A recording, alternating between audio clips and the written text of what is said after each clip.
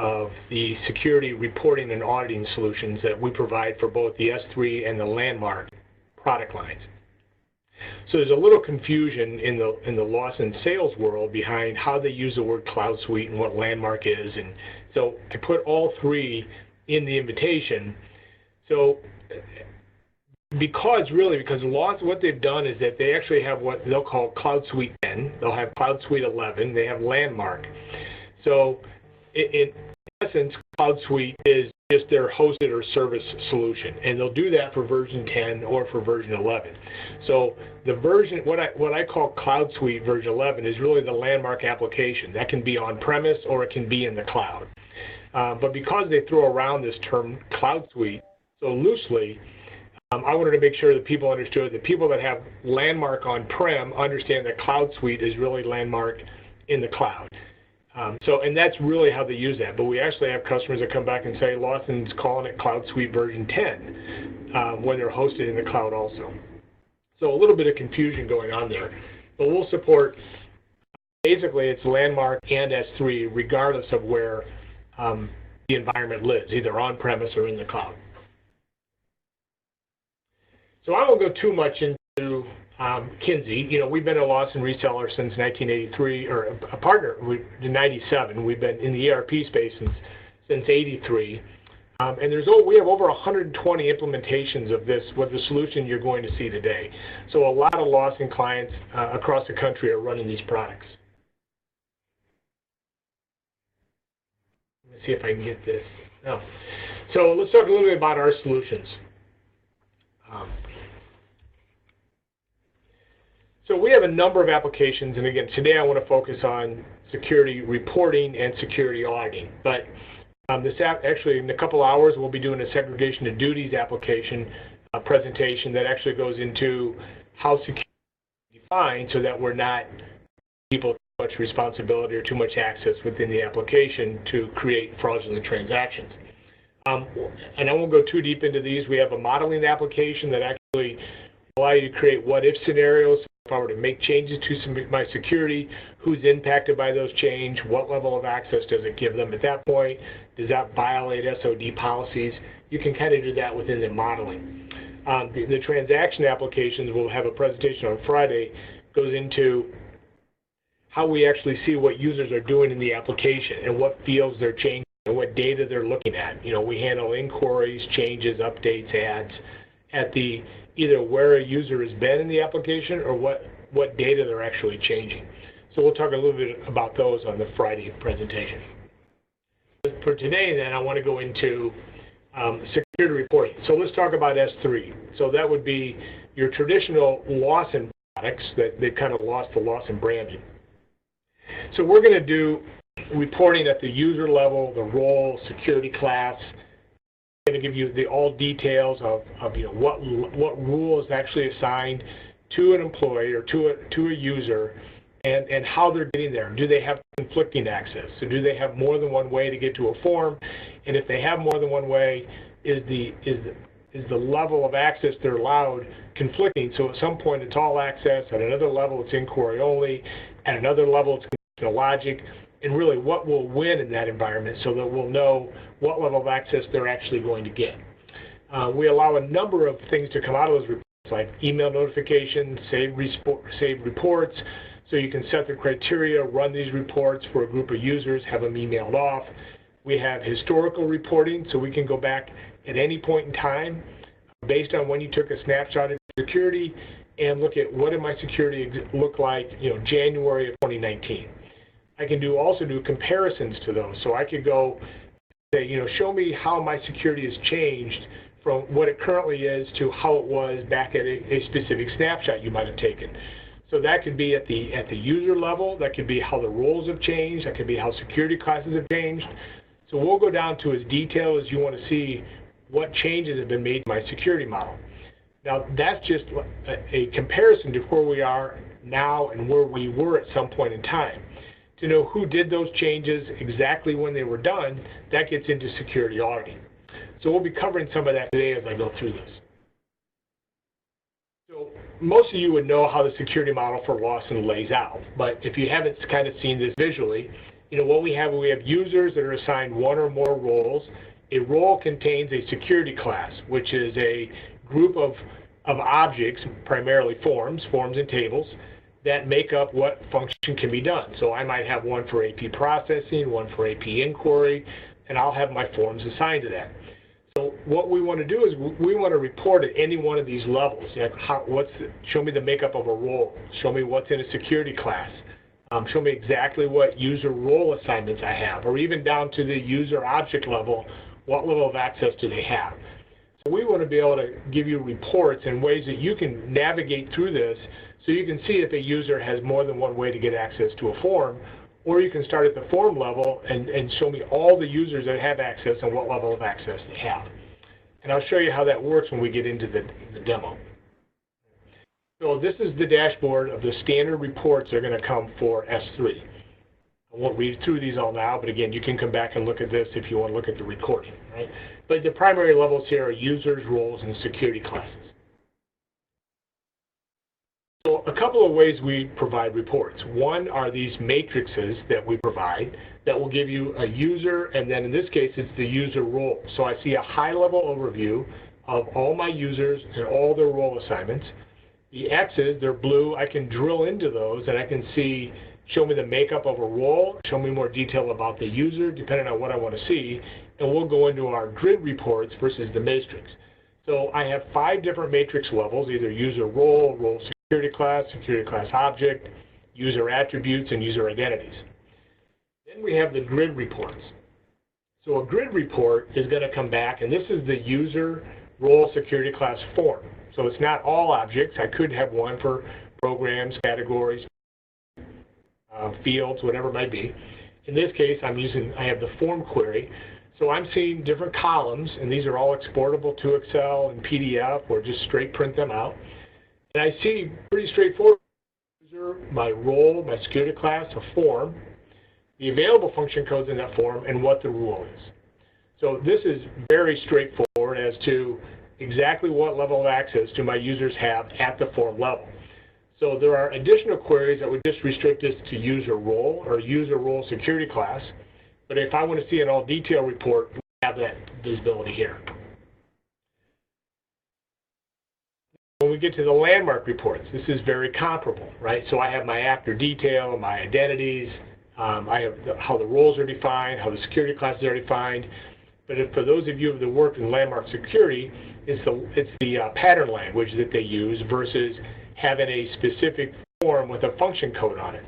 So now you're going to get, instead of a form, you get what's called a business class. So it's going to say, for instance, vendors could be business class. It's going to say is accessible for all actions. So instead of just having function codes that are AC, ACD, INP, or the word all access, you're going to get verbiage that explains what that level of access is. You're also going to have all the advantages of the reporting that we have for S3, and that's going to be email notifications, comparisons, historical reports, all that capabilities in the landmark too. So the structure of landmark here is very similar. So I'm going to have actors instead of users. We're going to have roles similar to what we have on S3, security classes. Now the objects, and again, think of business class as being similar to what a form is.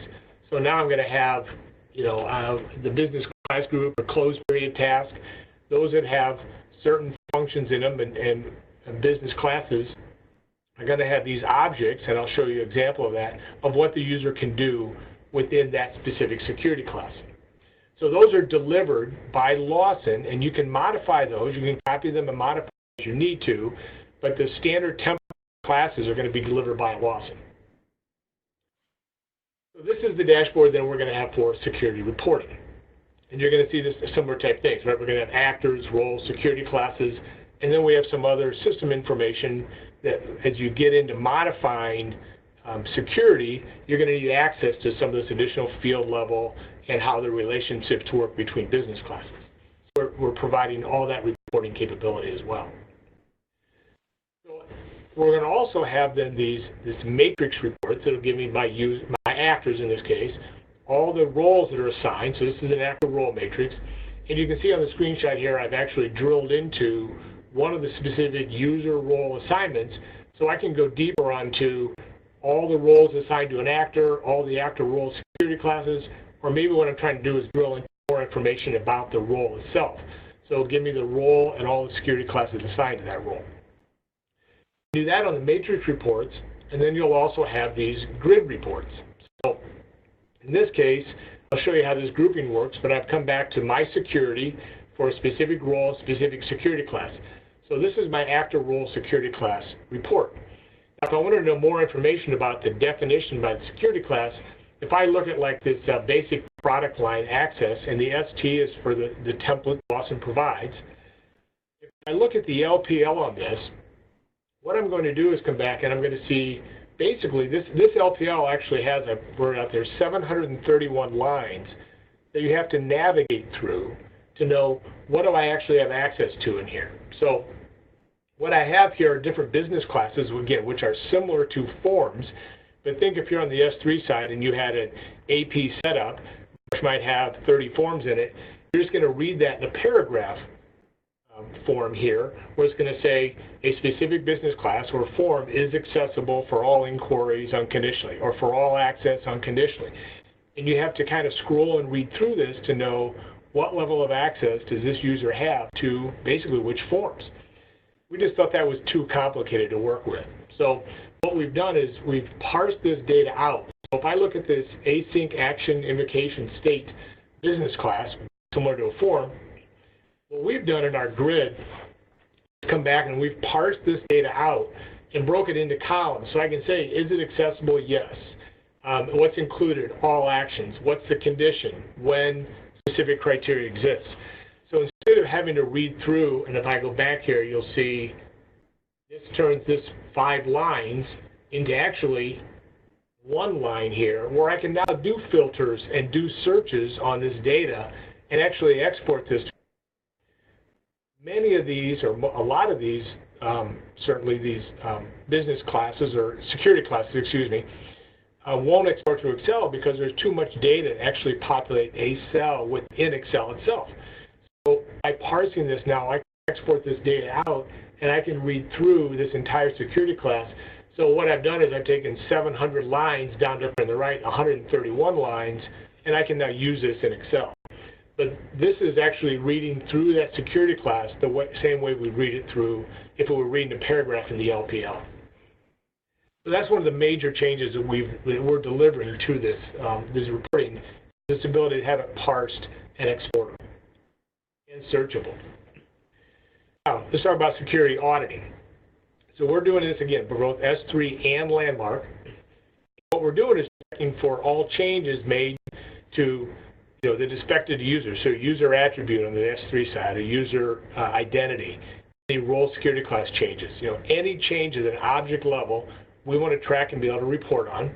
And the same for Landmark. So if there's a change to a security class, and if you're hosted by Lawson, they're making changes to the security classes on a regular basis.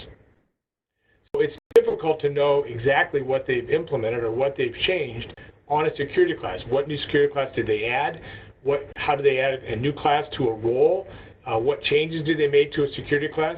So even if you're not making them, if you're on CloudSuite, changes are being made all the time. It'd be nice to be able to track those.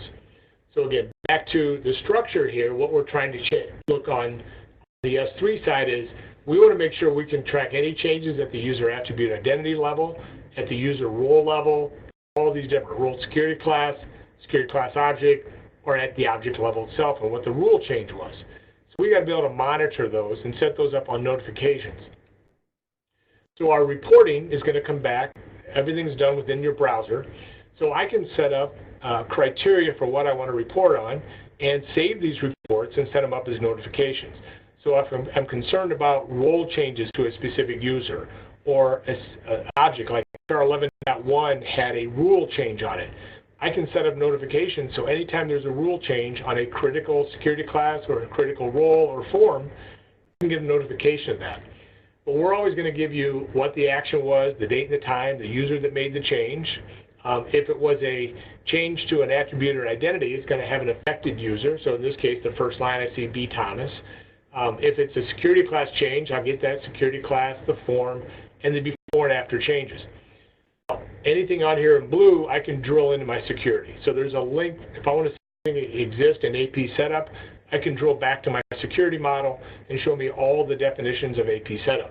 If I want to know where else AP 10.1 lives, I can click on AP 10.1 and say, show me all the security classes where that specific form currently resides.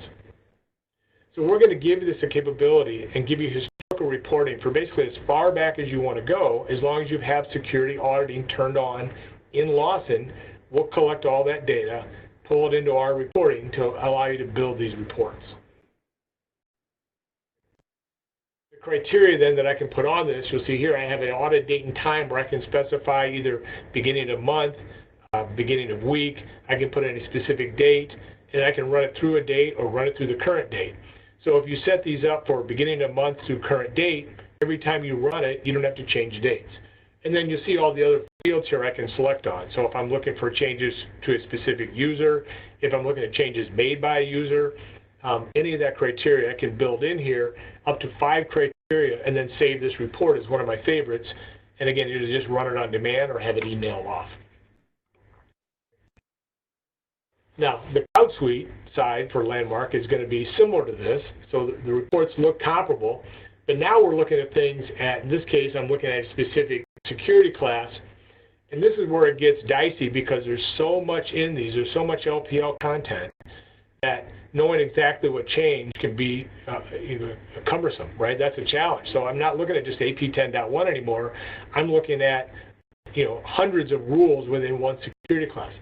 So to identify those, we'll highlight them for you. So in this case, security class called Recall Task Processing. And if it's a change to the class, we're going to highlight that in blue for you. So I just see one of my entries here changed from all actions unconditionally to all actions unconditionally with an exclusion clause. If it's highlighted in red, then it's been a deletion to a specific previous rule and it doesn't exist in the new rule. And if it's green, then it's new. It's something they've added to the rule. And we wanted to highlight these because it's so challenging to kind of go through here and really figure out what changes were made by Lawson or even a security administrator to the content of this security class. Because again, this LPL, some of them go up to as large as 1,800 lines in the pattern language within one security class alone. And then you have a very comparable search criteria. So you could say, I just want to know what happened this week or this month. That kind of information you can build into the reports as well. So then before I jump in for about 10 minutes of the demo, what we can do here is we support these different environments. So again, I won't talk through all this, but if you come back and look at the presentation, you can pause it here and take a look at, we'll support this. The Kinsey VM can live basically on your site or in the cloud. Lawson can live anywhere. So any of these combinations we'll currently support. And then finally, the implementation of this is really pretty straightforward. So once you have a VM set up, either in your environment or in the cloud, the implementation for these couple products only takes a day or two. So we'll be in and out fairly quickly. You'll be running reports. The training on these two generally takes less than a day to do, and you'll be generating information and collecting security information changes basically within the same few days that we start the project. So let's jump over and look at actually some of how the product works here. Right? So I'm going to start with, I'm actually going to go to S3 security reporting. So I just want to give you a feel for how some of this works, so how the tool actually allows you to navigate through, and you'll have this for all the reports on here. So certainly I can't go through these, but if your team is interested in seeing more detail on how these reports work and what we have, then we'll just set up a presentation for 45 minutes and go through the detail. Well, let me start with the user role security class form and the way you can build filters. So I can come down and I have a lot of different options here on how I want to select who I want to pull in to report on. If I go to advanced, we'll build a list of your users. If I did roles, I'll build a list of your roles, and you can select from these. So I can just highlight these. I can do a range by holding the control key. Control does an individual, excuse me. Range the shift. I can add those. I can simply run this report. And it's going to have this group of users for me with all roles, all security classes, and all forms. Now, when I'm looking at this data, I may want to look at this from either at the form level or at the user level, but I may want to actually get this a little more concise. So what I'm going to do is I'm going to group this by user, and I'm going to group this by role. We'll go the standard structure of LDAP. So now if I look at B. Thomas has 9 roles. In AC Accountant has 9 security classes. Within AC Budgets, there are 10 forms. And out at the right, I'll see the available function codes that we grabbed from Lawson and what the rule assigned to this person within LDAP is. So I can see what level of access they currently have. We always like to give you the available function codes because all access is assigned even on forms that only have inquiry capability. So this is just a simple grouping here. You can also do filters on any one of these columns. You can sort by any one of the columns. But if I actually could, you can also do what we call flattening out the model. If you just want to know user form, you can just drag form up here. But I could also group it, look at it upside down and say, show me at the form level what users have access. So if I come out here and say, you know what, I just want HR 11, what I have now is HR 11.1. I have 3 users that have access. Lawson has 2 ways of getting there, and they're both all access. I'm only seeing those 3 users because I didn't select everybody in the group here. I could remove all from here, go back to all, go back to run the report, and I'm back to now all users as opposed to just the ones I selected. I can go down, I can say group it by form, give me form HR 11.1, or how about just HR 11? And now I'll actually see a few more users here. So HR 11, now there's 8. So if I group this actually then by user, I can see 4 users. Sammy Christian has 4 different ways of getting there, and this is conflicted access. So out on the right, I see there's a conditional rule, all access, there's an inquiry. So in this case, all access is going to win. But this type of sorting, you can export it in the way that you group it. Any of the filtering, this works for all the queries that you saw back on the reporting menu, right? So everything back here works that same way. Then you also have the matrices that I showed you the screenshot for. And then we also do some things with unlinked objects and what we call orphan objects down here at the bottom. Right. So let me jump back to then the landmark reporting. So similar dashboard, similar functionality, but let me start with like the security class all objects here. So I'll go ahead and run a security class report. And again, I have the same type of functionality here, and I'll click run the report. And we'll build our grid, and I can group by security class. So I can see this security class ABM employee has 14 different objects in it. If I want to group by object, we can do the same thing to find out every security class an object might live in. We click on object, so I sort it by object. And I can see the absence formula lives in 2 different security classes, but absence configuration lives in 6 different security classes. Now, if I were to show you how this LPL works, if I right-click on this and say show me full LPL, that's what I'm seeing here. So I can see how I can scroll, and you'll see how something like this is what you need to read through to understand exactly what level of security you're going to have. So again, this is a case where it's only, how many lines have I got here? 153 versus some of them that are, 600, 700 lines. So I can look at the LPL this way. I can even search on this and search on absence plan, right? Whatever, and it'll highlight out anywhere where I see absence plan if I spell it all the way out. So we can shrink up and look at this just for specific objects or business classes, again, similar to a form that you're looking for. Or I may really want to just look at this more at a detailed level here where I scroll out to the right and I see, here's how I parsed out, is accessible for all inquiries unconditionally. Right?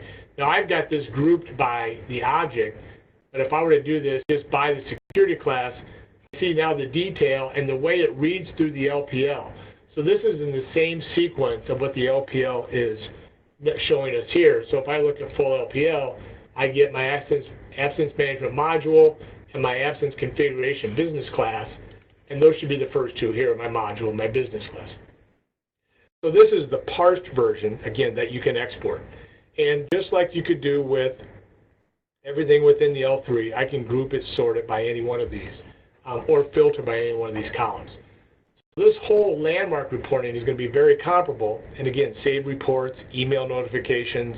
The key here is that we're parsing out these fields so that you can actually export them and filter them and search on that information. Now, when we get to the auditing functionality, if I go to LS Auditing here, so I'm on the S3 product now, and I'm going to look at what my audit capabilities are. So I have this ability, again, to save reports on the left-hand side if I'm looking for specific changes, or I can just come up and say, I want to know any changes to the user, let's say F. Nelson. I'll just put a wildcard in, and it'll find anywhere where F. Nelson is the affected user. And I want to know what was done to that user. I can expand this and see, okay, this is a role change done to that specific user. So this is easy for me to go in and look at any object, what changed. I can also drill in to any information about the user, the F. Nelson user, about their setup. If I come back and look at, maybe I want to look at like AP 10.1 as opposed to F. Nelson, I can expand that, and I'm going to see all changes made to AP 10.1. It doesn't matter to us what the object you're searching for is or what the data you're searching for is. We'll have this going back historically as long as you've kept this within Lawson. Right? You turned it on in the Lawson Security Administrator. So if I want to look at, like I've saved over here an affected user report. So I'm going to run this report as a favorite. And I can say here's all changes, but I have a specific time frame set on this for these users, and if I want to know what was done here, I can expand this, and I can see this is a role change done to this user. So if it's an add-in change, if it is disabled, if it's a role change, any of those attributes, we'll have those attributes here for you. If I wanted to see role changes, I have a favorite set up down here. I can go out and pull up what role changes do I have, and I can see here, here's all users that have had role changes, and on the advanced search, I can pick a date here. So I had everything after 2018, but this could have been is between specific dates, and you'll get this week. So you could save a report, all role changes this week, have that emailed off to somebody. The email process is very simple. I just right-click and tell it to schedule. Pick an existing schedule, which is end of week. Pick an existing group of users, and you can set all these up. Say this goes to, I'm just going to set it to finance. Save the memory. I want it to go in a newer version of Excel, 2000 and above, and now it's a scheduled report. So you can set up as many of these as you want, have notifications go out on things you're concerned about. So that's what you're going to have this capability within the S3 auditing to really create any kind of report on any object, on any made within the environment. And like I mentioned before, I can drill into our security reporting here. If I want to know about what access is this user making these changes have, I can drill into that here. Right? Now when you get to the landmark, it's going to be similar to that, because we're just about out of time here. So we knew this was going to be quick, but we just wanted to give you a feel for what we have. So if I go to security auditing here, I have one here, okay, security class changes this year. So as Lawson's making changes, if you're CloudSuite and they're making changes to your security classes, you want to be able to identify or monitor those changes. And again, we see them come through literally every week. We'll see new changes for either new security classes or changes to existing. So I'll make this a little larger here. But I can see here, this is in the financial applications. And if I expand on this, this is where I have the one that I showed you the screenshot. So this is for all actions unconditionally. They added an exclusion to this. Again, we want to parse this out and give you all this information. So we can do the same things here. Show me the added users, show me changed users, show me any role assignment changes. Whatever that data is being changed, I can build it just for this. Go down and put criteria in for what information I'm looking for. Now, if you're running CloudSuite now or Landmark probably on-prem, you have some of this auditing capability. The challenge with the Lawson's auditing is that you pretty much have to know what you're looking for. So if you went into, let me expand another one here. See if I have one. Here's another change, all right? So this is on the MA Smart Reconciliation. To identify what the change was in Lawson, you can go into now their security auditing for Landmark, and as long as you know you're looking for MA Smart Reconciliation, you can actually pull up the audit record and you'll see this change. So they have this capability there. The challenge is knowing which one changed, because you have to know what changed to be able to pull up the audit record. What we're doing is we're gonna pull that data and show you everything that was changed. So we do that similar to the transaction side. We're doing that on the security side for Landmark. And again, the key differentiator is that we don't have to know what class changed or what any object that changed. We're going to pull everything and tell you what changed. On their auditing, if you know what changed and it's suspect, you can go in and see it. You just have to know what it is first. So you'd have to identify, you have to know that all these changed before you could actually go in and look at what the change was. That's kind of one of the key differences on what we're delivering on the reporting. Again, I know this is all fast. I wanted to give you a PowerPoint. Wanted to keep it at half an hour, so I think we're there. We'll have this recorded. If you have questions, I can stick around a little bit. You can put them on the chat. Certainly feel free to contact Guy Henson. Guy's conference information is, let me go back here. Get to Guy here on the screen at g.henson@kinsey.com. If you're interested in the products, again, I was just trying to give you a quick overview of what options we have. If you want to know more about segregation of duties, we're doing that at 1 o'clock today. But this is the core reporting for S3, Landmark, and the auditing side for both those applications too. With that, I'm going to call it a day. Thank you for attending. Really, if you have anything you want to talk to me about, put it on the chat, or just send us an email. Thank you. No, he just got done. Oh. I just heard him say thank you.